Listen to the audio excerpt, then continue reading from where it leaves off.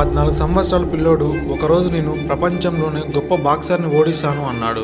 ఆ రోజు అతను చెప్పిన మాట నిజమవుతుందని ఈ రోజు ఎవ్వరూ ఊహించలేరు. 1996లో న్యూయార్క్ లో ఒక పేద కుటుంబంలో మైక్ టైసన్ జన్మించాడు. చిన్న వయసులోనే టైసన్ తప్పుడు మార్గాల్లో వెళ్లడం ప్రారంభించారు. దాంతో పోలీసులు అతన్ని 38 సార్లు అరెస్ట్ చేశారు. ఒకరోజు తన స్కూల్ కి లెజెండరీ బాక్సర్ మహమ్మద్ అలీని ఇన్వైట్ చేశారు. ఆ రోజు నుండి మైక్ టైసన్ కి మహమ్మద్ అలీ చాలా పెద్ద ఇన్స్పిరేషన్ అయ్యాడు. 1980లో మహమ్మద్ అలీని లారీ హోమ్స్ ఓడించాడు. ఆ మ్యాచ్ ని టీవీలో చూసిన మైక్ టైసన్ చాలా ఎమోషనల్ అయ్యాడు.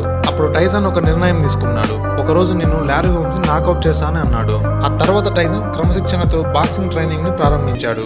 8 ఏళ్ల తర్వాత టైసన్ చాలా రోజుల నుంచి ఎదురు చూస్తున్న రోజు వచ్చింది. Mike Tyson versus lorry homes. Fight start అయ్యాక 4th రౌండ్ లో మైక్ టైసన్ లారీ హోమ్స్ ని నాకౌట్ చేశాడు. టైసన్ కెరీర్ లో 59 ఫైట్లు జరిగాయి. దాంట్లో 50 ఫైట్లు గెలిచాడు. 44 నాకౌట్లు చేశాడు. అప్పటి నుంచి టైసన్ ని the baddest man on the planet అని పిలవడం స్టార్ట్ చేశారు.